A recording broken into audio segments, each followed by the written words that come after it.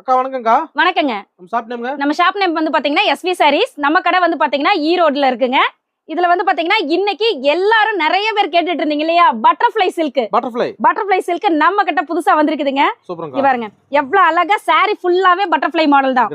பயங்கர கிராண்டா இருக்கும், செம்ம லுக்கா இருக்கும். இங்க பாருங்க சாரி பாக்குறப்பே தெரியும் எவ்வளவு லுக்கா இருக்கு.